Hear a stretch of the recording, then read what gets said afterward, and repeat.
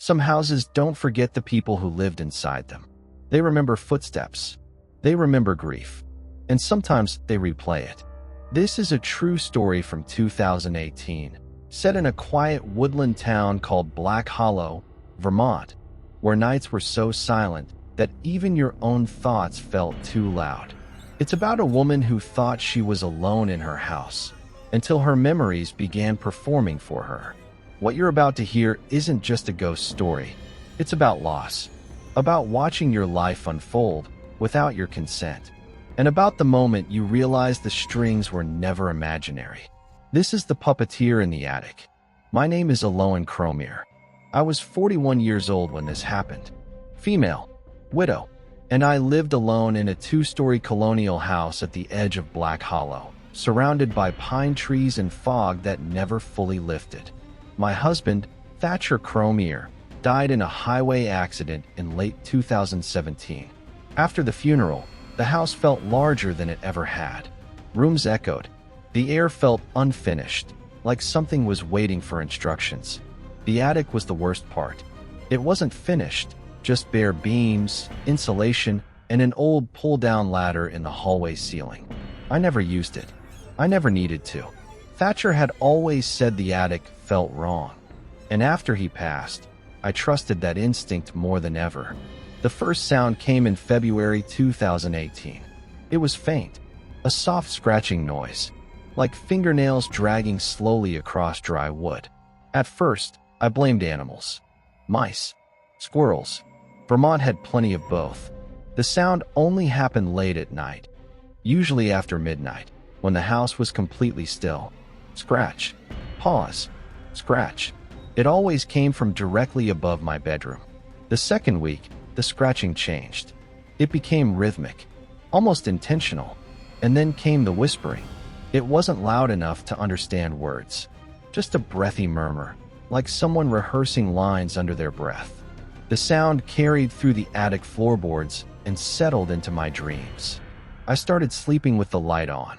One night, around 2:13 a.m., I woke up to a new sound. Wooden tapping. Tap, tap, tap, tap. I sat up in bed, heart racing, and stared at the ceiling. The tapping moved, not randomly, but side to side, as if something was pacing. The next morning, I found dust on the hallway floor beneath the attic ladder. Fine, gray, fresh. I didn't call anyone. I didn't tell my neighbors. A part of me didn't want anyone else to know, like acknowledging it would make it real. Instead, I bought a flashlight. 3 nights later, I climbed the ladder. The attic smelled like old paper and damp wood. My flashlight beam cut through the darkness, catching floating dust particles that looked like ash. That's when I saw it. A small wooden stage, no bigger than a coffee table, positioned against the far wall. Red velvet curtains, tiny carved pillars, hand-painted scenery. A puppet theater. I didn't own it. Thatcher didn't build it. And I knew, with terrifying certainty, it hadn't been there before. Hanging above the stage were marionettes. 5 of them, each suspended by thin, nearly invisible strings. They were disturbingly detailed, hand-carved faces, glass eyes, real fabric clothing. One wore a familiar blue cardigan. My cardigan. Another puppet wore a gray wool coat with a frayed sleeve. Thatcher's coat. My chest tightened. I stepped closer, flashlight shaking. Then the curtains opened. Not by my hand. The puppets began to move. Slowly, gracefully. They reenacted a moment from my life, one I had never told anyone. The night I sat on the kitchen floor, clutching Thatcher's jacket, whispering apologies to an empty house. The puppet that looked like me collapsed. The puppet that looked like Thatcher stood still. And then, they both turned their heads and looked directly at me. I don't remember climbing down the ladder. I remember standing in the hallway afterward, flashlight still on, aimed at nothing, while my hands shook so badly I had to sit on the floor. The attic ladder was closed again. I don't remember pulling it up. That night, I slept in my car. By morning, the rational part of my mind tried to take control. Grief hallucinations. Stress. Trauma. That's what I told myself. I even said it out loud, just to hear a human voice. This is just my mind. But when I returned home, the front door was unlocked. I never leave it unlocked. The house smelled different. Not rot, not smoke. Something older, like dust trapped inside fabric for decades. I checked every room. Nothing disturbed. Nothing missing. Except for one thing. On the living room shelf, placed neatly between framed photographs, was a small wooden object. A marionette control cross, for strings hung from it, cut cleanly at the ends. That evening, the whispering started again, earlier than before. Not from the attic this time. From the walls. Soft, overlapping murmurs, like multiple voices practicing lines at once.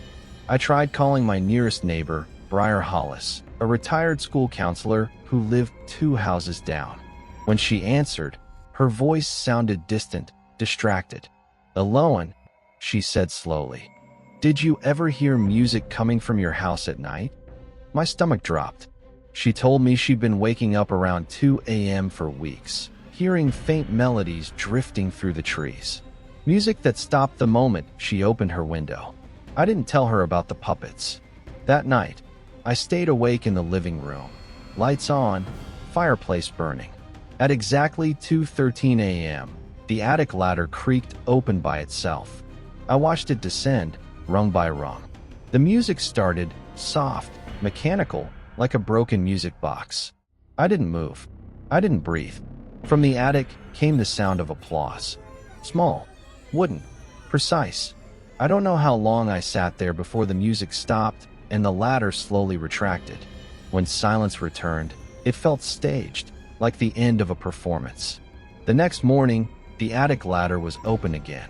I climbed it with a baseball bat in one hand and my phone recording in the other. The attic had changed. The puppet theater was larger now. The stage stretched wider, more detailed. Painted scenery showed my kitchen, my bedroom, even the hallway where I stood. There were more marionettes. Not just Thatcher and me. I recognized Briar Hollis, her silver hair carved delicately. Miles Verro, the mailman, a child-sized puppet I didn't recognize at all. Pinned to the back wall was a wooden plaque. Carved into it were words, uneven but deliberate. Memories perform best when unseen. My phone screen went black. The puppets began to move without music this time. Their strings twitched like something above the rafters was adjusting tension. They reenacted moments that hadn't happened yet.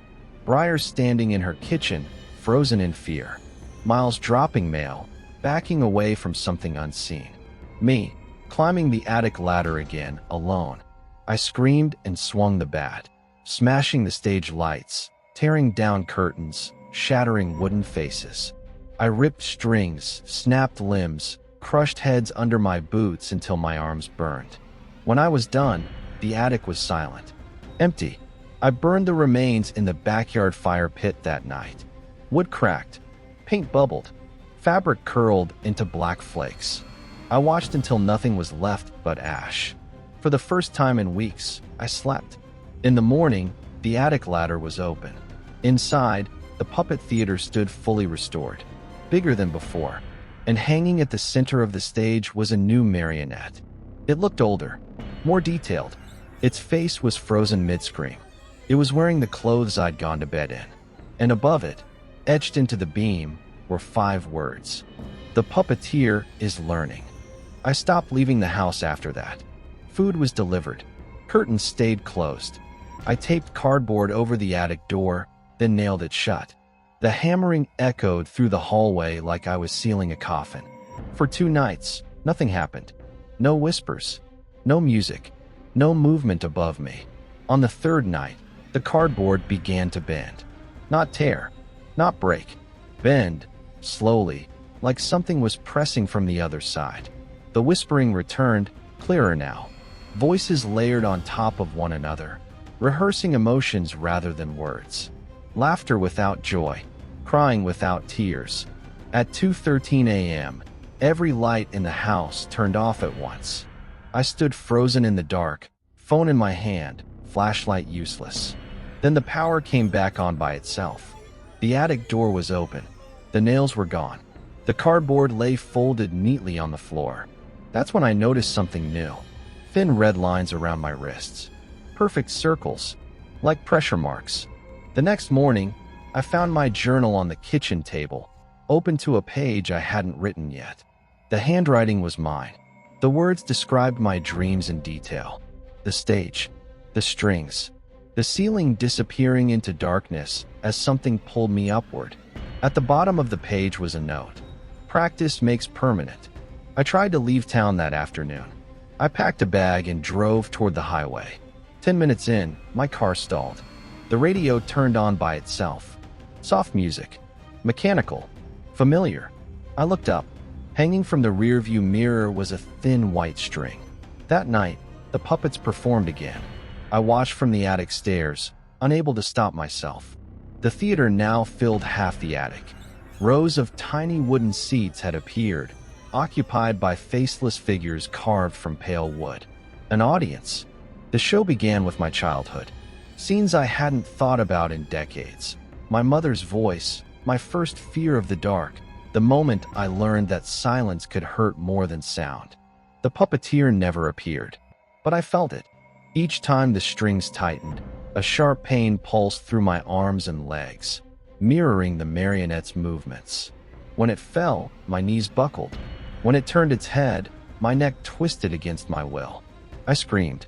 The audience applauded. I noticed a new figure at the edge of the stage, a tall marionette with no face. Its strings disappeared into the rafters. It didn't move. It watched. The plaque on the wall had been replaced. This one read, "Control is most beautiful when accepted." I ran. Down the ladder, through the hallway, into the bedroom. I locked the door and shoved the dresser against it. My reflection in the mirror didn't move when I did. It smiled. Strings slid down from the ceiling, brushing my shoulders like spider silk. I cut at them with a kitchen knife until my hands bled. When I finally collapsed from exhaustion, the strings retreated. In the morning, there were small wooden footprints on the bedroom floor, leading to the attic, and my reflection was gone. I stopped trusting my senses after that. Mirrors were covered. Windows stayed shut. I moved through the house slowly, deliberately, like any sudden motion might tighten invisible strings. My body no longer felt entirely mine. Every step carried hesitation, as if I were waiting for permission to move. The attic called to me constantly, not with sound, but with memory. Images surfaced without warning, moments from my life replaying behind my eyes, edited and rearranged. Conversations I'd forgotten, choices I regretted. Each memory felt rehearsed, polished, ready for an audience. I realized something terrifying. The puppeteer wasn't just watching my life. It was learning how to improve it. That afternoon, I found Briar Hollis's house empty. Her front door stood open. The television played static. On her dining table sat a small wooden figure, unfinished, faceless, its arms dangling loosely at its sides. Pinned beneath it was a note, written in my handwriting. She gave a wonderful performance. I ran back home. The attic ladder was already down. Inside, the theater had transformed again. The stage now resembled a cathedral, tall arches carved from wood, ceilings painted to look infinite. The audience was larger. Dozens of puppets sat silently, all facing forward. Among them were people I recognized, neighbors, strangers from town, and Briar. Her marionette sat in the front row, head tilted upward, mouth frozen open in terror. The performance began without music. The faceless marionette stepped forward, the tall one. Its strings tightened, and the entire attic seemed to breathe. A voice finally spoke, not aloud. Inside my head, it showed me the truth. The attic wasn't part of the house. The house was built around it. The puppeteer wasn't a ghost or a demon. It was something older, something that fed on lived experience. Grief, fear, love, regret.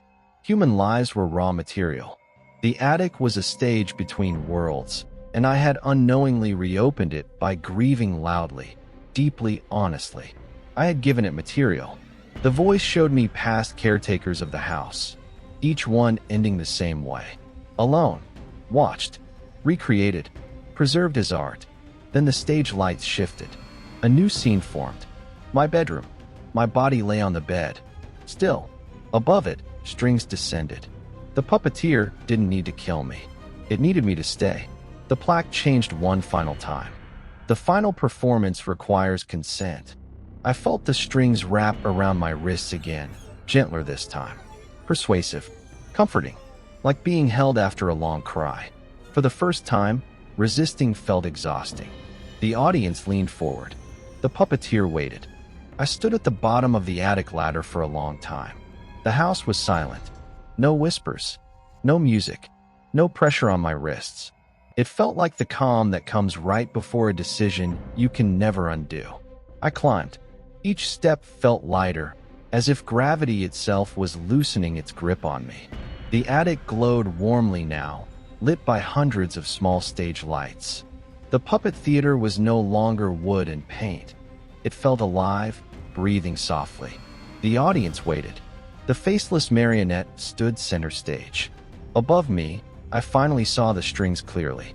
They stretched upward into darkness, vanishing into a ceiling that wasn't there before, an endless void where something vast and patient resided. The voice returned, gentle and approving. It showed me peace. No more loneliness. No more grief.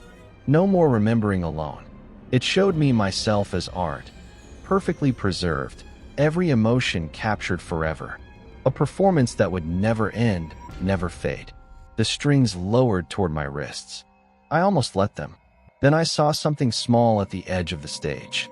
A puppet I hadn't noticed before. It was unfinished, rough, crude. It looked like the woman I used to be, before Thatcher, before grief, before silence. Its strings were tangled, uneven, barely holding it upright. Uncontrolled, unrehearsed, human. The puppeteer hesitated. That was its flaw. It could only use what was given freely. I stepped backward. The audience gasped, wooden faces frozen in surprise. I remember, I said aloud, my voice echoing through the attic. But I don't belong to you. The lights flickered.